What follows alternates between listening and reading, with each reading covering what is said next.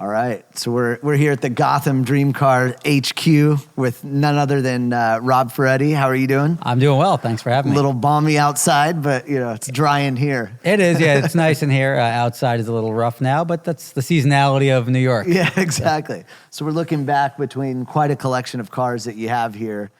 Can you tell us a little bit how you even got started into cars, especially luxury exotic cars such as the Ferraris and Lamborghinis behind us? Well, it's funny because I didn't even start the company. I was making videos before YouTube even started. Yeah. And I met a guy at a Ferrari show. Some of them are pretty insane. Yeah, some of them are pretty wild. I was a little crazier back in the day. But I met a guy named Noah Lehmanhaupt at a car show, a Ferrari show. We were both young guys. We're like, oh, cool. We could be on the Honda boards arguing with other guys, or we can go argue with Ferrari guys on Ferrari boards. So we ended up going to these like Ferrari shows and everything like that. And I ended up running into him, and he told me he was going to start an exotic car rental company and start renting out Ferraris. And I said, that sounds like a terrible idea. Like if you rented me a Ferrari, that thing, I would Evel Knievel that thing over the Grand Canyon. I see it happening.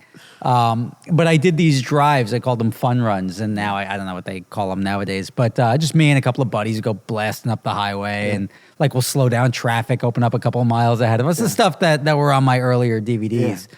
And this is well before YouTube, where now everybody does this stuff and you can see it readily. We started doing it, and then he's like, "Oh, I want to come out. Like I got a Jetta," and I'm like, "Yeah, that Jetta, like we drive pretty quickly." And, no. And I'm like, yeah, we drive pretty quickly. I'm like, I'm not trying, like, I don't want to be the guy to say, like, you're not cool enough or anything. I'm just saying you won't keep up. Yeah. And so then he got the Ferrari, the first Ferrari to start the company, called me up before he had any rentals. Like, can I come on a drive now? I got a Ferrari. Like, yeah, come on over, Ferrari. That's cool. And then he came on one drive, and he's like, oh, yeah, I wouldn't have kept up in my Jetta. So we went and had a good time. But that's essentially how we started into the company. It was a little bit of a fun project at first, and then we're both like smart business-minded guys, and it turned from fun to business. Okay. And we took it a little bit more seriously, and here we are 16 or 17 years later. Wow. So you're going back to your start with the DVDs. Yep. How does one even begin to start creating and making that content? Because it's a big conversation now, and a lot of people are saying, just start doing something, start documenting what you're doing. And then there's obviously a creative aspect that you've had to it. There was also, it was a different time. You're talking about a time where this content didn't really exist back in, and you're probably around my age, back in the early 2000s, when you go on a car forum and you want to see a video about cars, it's usually like an 8 or 10 second clip that you have to see the link, you download, you see how many people downloaded it already.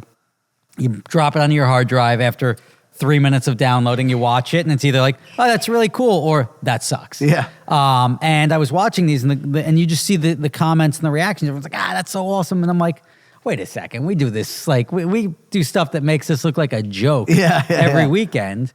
And that turned into something where I was like, okay, well, let me go buy a video camera. I went to Best Buy, bought a handy cam, and just started throwing up clips. And there was no like central hosting back then. It was you needed a guy who worked at the company who had access to a server that could put the file up.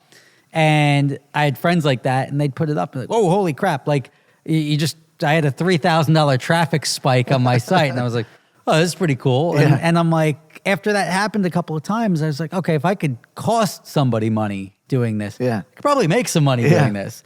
So I went over to Ramapo College. I took one like basic video editing class, and just to date myself a little bit, they started teaching on literally cutting the film together and splicing it together. I'm like, all right, like digital's right here right now. So maybe we should start focusing on the digital and less on the splicing together of tape. I get the rationale behind that, but let's just skip to the stuff that will be useful. Right.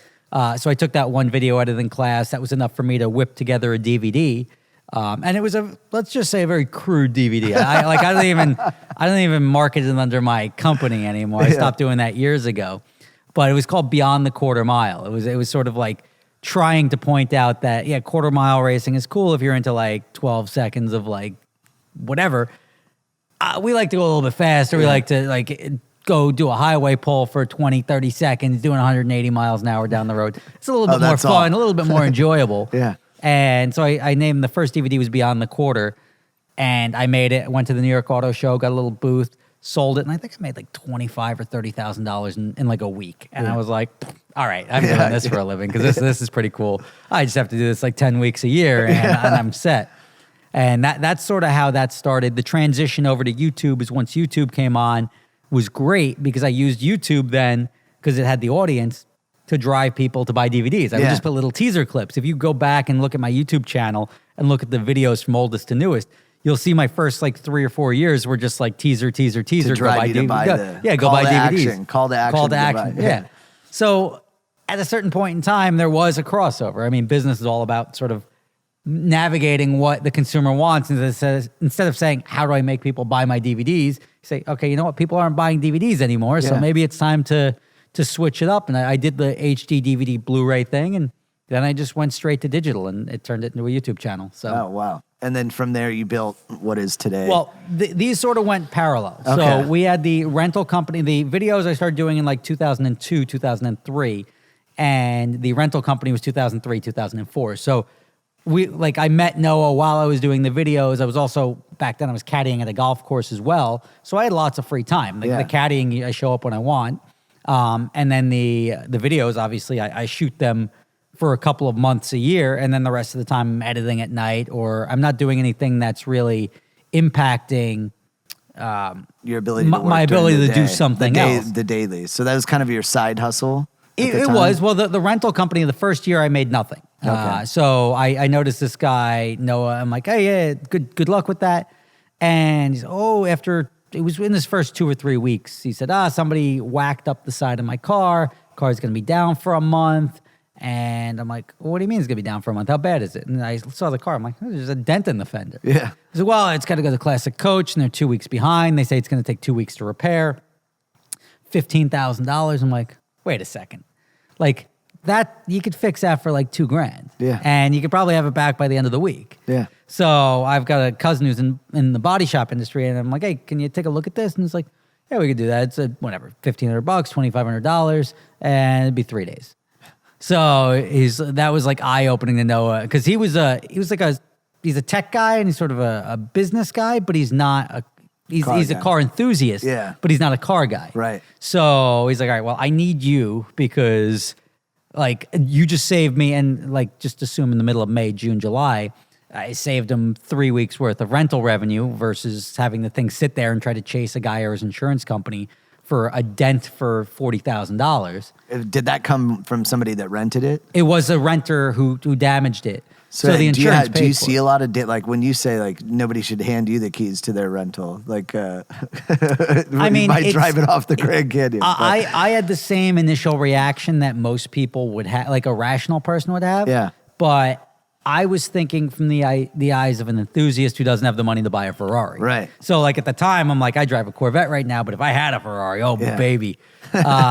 A lot of people that rent cars are doing it more as an accessory. Yeah. It's more of like to complement their Hermes belt and other fancy watches and clothing that they're wearing. So everybody thinks that they're wealthy. So all of our cars, they go to every trendy restaurant, driving around Times Square. I mean, 9 out of 10 people rent them just to be seen. Yeah. Not many are renting them as a tool for pleasure, but they derive their pleasure, which is great for us. They derive their pleasure out of people thinking they're a rock star. Like, oh, look at that guy. He's got a Ferrari. That's pretty cool. Yeah. And I'd say probably 8 out of 10 of our customers, maybe 9 out of 10 of our customers are males, because males think if I have a Ferrari, that's the one ingredient that I'm missing. I am going, like, women are going to be throwing their panties at me as soon as I pull up in a Ferrari. And we know when it works because they come back and rent again. Do you find that to be the truth? No, it's a conversation starter. Like you pull up in a Lamborghini. It's the cars generally attract more attention from us. Yeah. Like legitimately a guy who's like, oh, hey, cool car, man. Yeah. Like that's nice. You'll get a lot more attention from like the 18 to 30-year-old men, guys, boys, whatever you want to call them. But again, women, it's enough. When you pull up in a Lamborghini, a woman will look. Yeah. But you still have to open your mouth. You still like if you're that guy who's just expecting people to come flocking to you and be like, sleep with me, it doesn't work. But if you're personable and it's like, hey, I just need that extra confidence boost. Yeah. If you're like a personable guy when you drink or something like that, maybe this is your non-drinking way of confidence that'll help you feel good. That'll start that conversation and help you close the deal. Yeah. Well, I mean, that's a whole nother. You could fumble your way through life, but at least it'll start the conversation, and the rest is on you. Yeah. So you provide the tool to help them close, but they've got to close. Correct. It's like flowers. Flowers go a long way. Here's a set of flowers. It's a more expensive set of flowers. Yeah, exactly. And you can't just walk up to a random woman on the street and say, "Here's some flowers." Yeah, so you got to have some context around it. Correct. You got to have a little bit more game to it than that. So which car do you think is the best enhancement for potential setting somebody up for closing? I mean, I don't think they're all equally as good. Whatever makes you feel good. At the end of the day, the Lamborghini or Ferrari, I mean, Ferrari and Lamborghini have the market as far as the cachet, turning heads, the namesake. Like an Audi R8's cool, but it's still an Audi. Like when you pull up in a Lamborghini, like I own a Lamborghini, not... Yeah. Let me tell you why my Audi is fancier than the other Audis you know, and why it's cool and you should care about it. And that's a problem the Ford GT had back in the day. That's a problem the NSX has. It's still like, well, even Honda recognized it. There was a Honda NSX in Europe and Asia, and here we made it an Acura because they thought it was a more prestigious brand. But I mean, it's still, oh yeah, you got an Acura. That's cool. Or it's still a Honda. What, they got a V12? No, it's a V6. Oh, cool. Like I have one of those too. So have you seen anything crazy happen as far as damage goes to the cars? People not knowing how to drive them? That's inevitable. We've got, I saw one of your cars, the Bentley got towed, had a boot on it. And, that's more common. That's just a guy parks it where he's not supposed to. That was weird. The video I did on it was because it shouldn't have gotten towed. Okay. The only time a car gets towed is it really like if you just go and like park it in an intersection in Times Square, they're going to tow you. You're in the way. But otherwise, if it's a ticket and a boot or something like that, it's usually the boot only goes on your car when you've got, I think it's more than $100, $200 or $300 in judgments, not tickets. Like I can go get $1,000 in tickets tomorrow, park it on the street the following day, and they'll just keep issuing me more tickets. A judgment is when it goes through the courts. You're found guilty, you don't pay it, you ignore it, and then you get the judgment applied to your car. We didn't have any of those. So you seem pretty well versed in this. I've been around for a while. So what are some hacks like around getting out of tickets? Do you have any tips? I mean, it's a lot of people as parking tickets are tougher to get out of. In New York, there's ways to get out of a parking ticket. It's generally they make these like firefighters or like government placards that you can buy them on eBay. You can do whatever. It's like really illegal if you get caught. But if you know somebody, you're a firefighter. You throw that thing up in your window. You could park on the curb in Times Square, and they're going to leave you alone. So those are the hacks. I don't do it. It's not worth it. If you have commercial tags, it opens up a bunch of places you can park in the city. But again, if you get caught, then it's not even that. Like to have the commercial tag has to be registered to the car. So even if you register your car commercially, now you're paying like $8,000 a year for insurance on your commercial Honda versus just sticking it in the garage and spending $2,000 in garage fees throughout the year. So if I go back to the damage thing real quick, have you had anybody total any of your cars? Absolutely. We get about 1.5 per 1,000 our total per 1,000. Really? Rentals. Yeah. So what's one of the stories? Like, is there a crazy story you have around? I had a Lamborghini totaled this year. It was actually the white one right there. It was the same car. I bought that white Lamborghini in 2019, brand new, and inside the first month, it got totaled down in Philadelphia. And that was one of those things. The car was parked on this, and you feel weird about it because the customer's insurance is primary when they rent the car. But here they parked it on the street, and the car was hit by a drunk driver running from the cops. Oh crap! So like the guy got sideswiped and sort of ripped the rear tire off the car, and he hit like 4 or 5 cars. And the guy, obviously the drunk driver running from cops. Surprise, surprise, didn't have very good insurance. I couldn't imagine that. So that $5,000. Don't drink and drive. Yeah, don't drink and drive and don't run from the cops. Don't do both of them at the same time. That is gonna say, rule number one. One crime at a time. Yeah, exactly. First rule. Yeah. One crime at a time. But when they hit it, like now you have 5 different cars that were sideswiped or damaged and 5 different people going after $5,000 in coverage. Yeah. We went after the customer's insurance because, like, look, I didn't park it there. You parked it there. You're responsible while it's out. And I ended up buying this car like 3 days after the other one was crashed. So now I have 2 brand new 2019 Lamborghinis. But that was a car that was totaled this year. The Ferrari, the red one right next to it, had an accident. Guy was coming out of a toll plaza in the rain. Used the go pedal, ran out of talent, went into the center divider. That was $100,000 repair. But other than that, I mean, little user error. Yeah. Somebody who doesn't know how to, like, there's certain cars, very few now, but back in the day, there were cars that it requires a slight amount of finesse to know how to drive it. And we ran into that with the manual cars. We had a Z06, we had a Ford GT, we had a couple of Porsches, GT3s that were all manual. And we're like, why do these cars keep getting crashed? Yeah. And it was the common theme wasn't that they had a lot of horsepower, wasn't that they were rear wheel drive, because the Ferraris were also, it was just that they were all stick. And I went through 3 GT3s, 1 Z06. It was always somebody like spun out and loses control. Yeah. The Ford GT got totaled. And after this, we're like, you know what? Maybe we're better off just not renting manual cars. And we got rid of manual cars altogether. Got it. But that was a pretty common thing. As far as any other total losses, usually it's just, I can go back and think through all of them. It's usually like one or two of them caught fire. One of them definitely caught fire.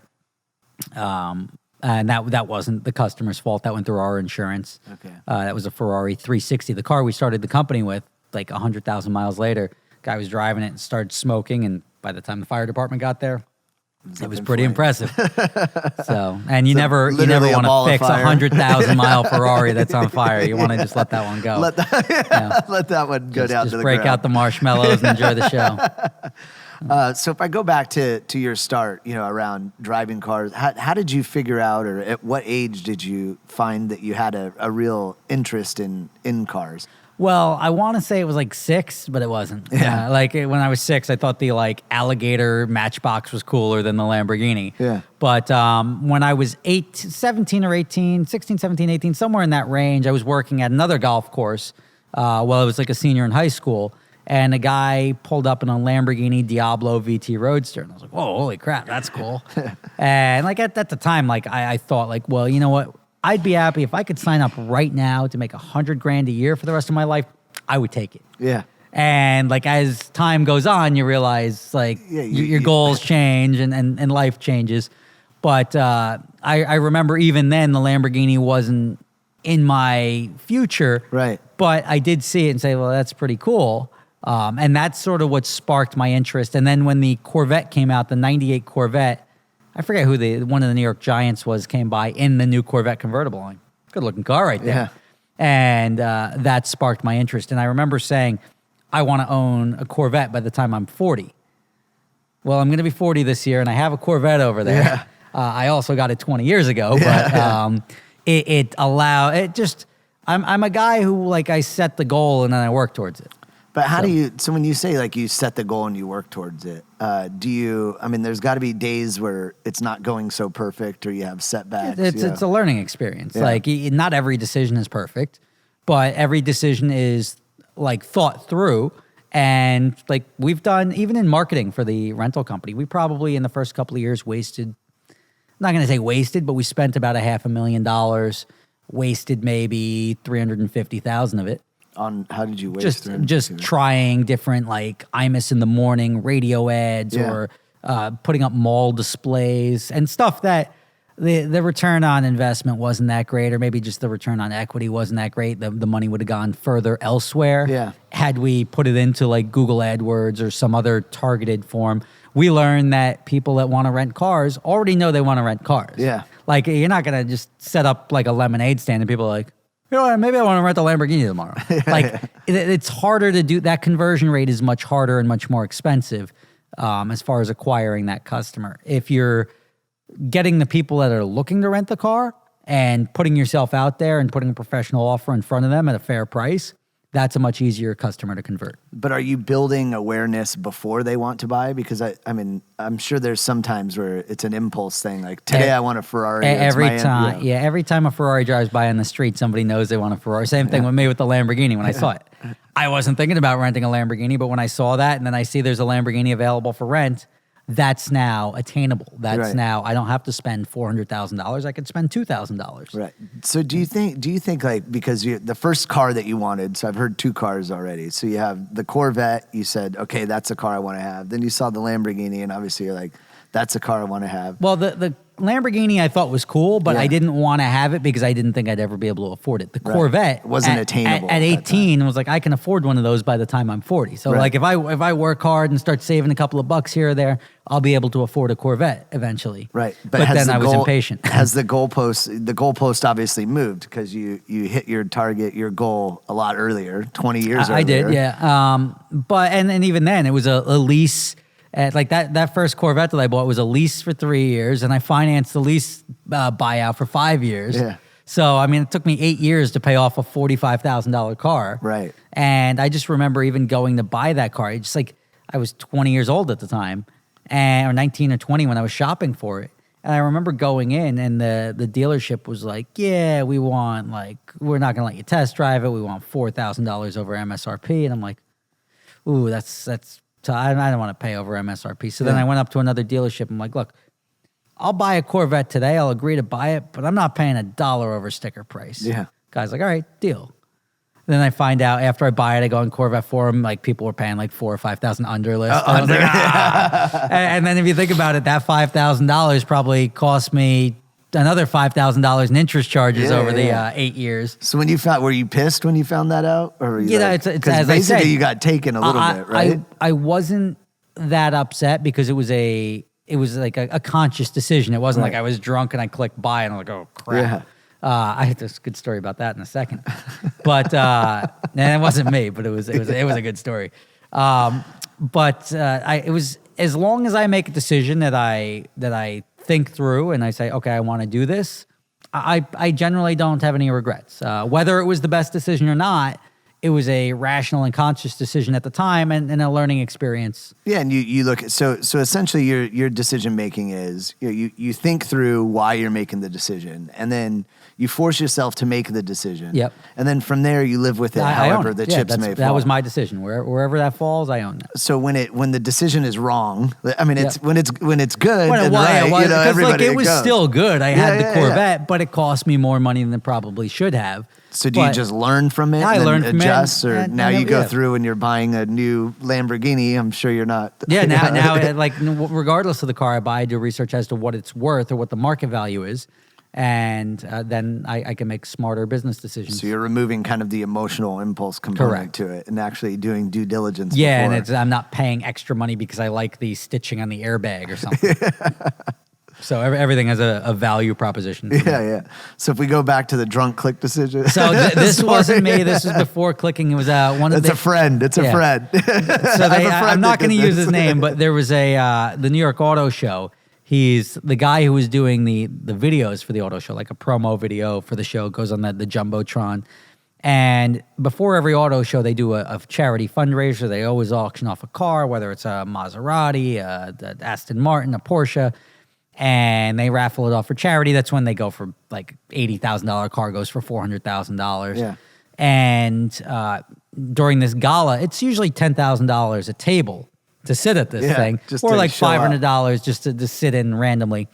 So they had extra seats or something. So they took a table, and this guy who was working the show was in there. Had a couple of too many drinks. The biddings go $250, $275, $300. He gets in there like $340,000 in the Maserati Quattraport, which was like a $90,000 car at the time. Do I hear 344? 342, 341. Sold. And this guy can't afford this thing. So, and there's no way that this guy is going to buy this Maserati for 3 or 4x what it's worth. Yeah. And it was a. Let's just say he wasn't invited back to that tent ever again. The charity didn't get the money, and the car didn't get sold. Yeah, I had a similar story where I went to a livestock auction with a buddy of mine up in Dixon, California. So it's out in the country. Yep. And so we were 19 years old, and we start slamming a bunch of beers, and we go and we have the numbers to buy livestock cattle, right? So they have everything. So I thought it'd be funny, kind of tipsy a little bit and start bidding on a goat, you know? And so I drive up this fucking goat, just bidding it up. And finally I'm like, you kind of come to a little bit. Yeah, like, You're right, about to pay $4,000 for a fucking goat. It's like, what am I going to do? What do I do with this? What am I going to do with the goat? And I'm like, oh shit, what are we doing? Did you win? No, and some guy bailed me out that was even more drunk. And so, now it's your problem. Oh my gosh! I'm like, what would I have done with this That goat? close? Well, you would have sold it in the parking lot for $2,000 just to get rid of it. Yeah, it's not. It is what it is. So when you go, it takes when you're dealing with fear of going that fast. I mean, there's something that's got to be, as in far as your driving head. now, we're talking about bidding.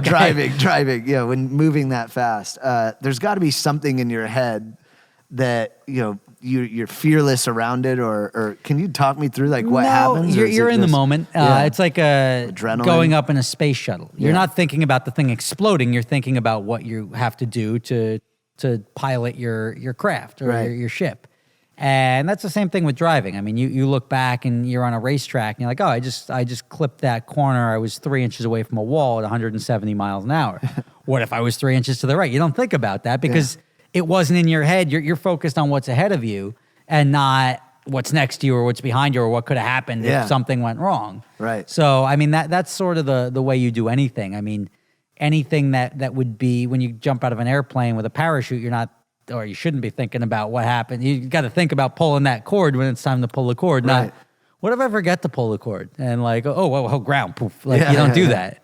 So do you find like, how would you find like what you're doing out on the street and the different things that you've done before versus like a Formula One race car driver or a NASCAR driver?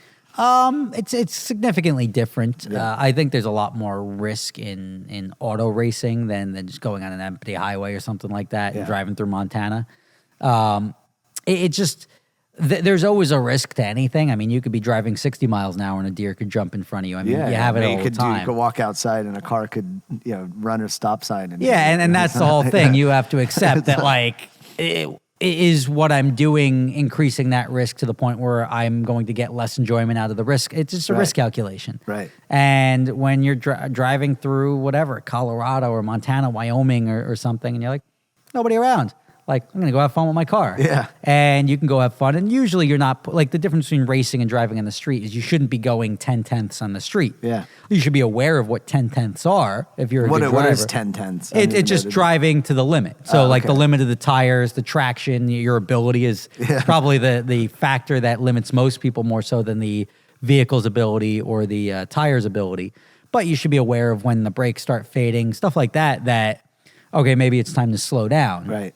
And you can go out and have a good time and drive 70% of what a car does. And to anyone in the passenger seat, they're thinking you're lapping a racetrack, setting world records. Yeah. But at the end of the day, you're just out there having a spirited drive and having a good time. I love it, a spirited But drive. I mean, I've driven, like a perfect example is I've done a couple of trips now. I've got a company called Adventure Drives. And we do bucket. This is sort of an experiential travel sort of. It's bucket list travel for car people. And we've got a couple of trips we've just done. Earlier this year, we were in Germany and down to Monaco and through the Alps. Were you at the Grand Prix? We didn't go to the Monaco Grand Prix. We were there a couple of weeks before. But we went to the Nürburgring, so we had track time, driving the Autobahn. And when you drive the Autobahn, you get to see just how fast people go and drive and how there's not really the same risk here. I've been to Germany, 10 times. I've yet to see one. I'm sure there were accidents on the Autobahn, but I have yet to see one. And this is a road where I'm traveling at 170 miles an hour for 30 minutes straight. Like, think about that. Like, now, in conventional logic, if you go and watch the news here, guy doing 113 on the highway, I'm surprised that guy's still alive. How is that guy not dead? Yeah. And then, how'd you just drive 170 miles an hour for a half hour and nobody seems to be talking about it? Like, Have you seen safety sort of improved within all these vehicles? Yes, there's definitely a huge safety improvement over the years in both technology with tires, brakes, aerodynamics. Even the roads are better. Like Germany is a perfect example. And the reason I think it's safer more so than here is that people actually follow. We have the same rules over here. Yeah. Keep right except to pass. Yeah. We don't do that. Yeah. So now, like, at any point in time, you could have somebody darting in any lane and going varying speeds, and that's a big problem.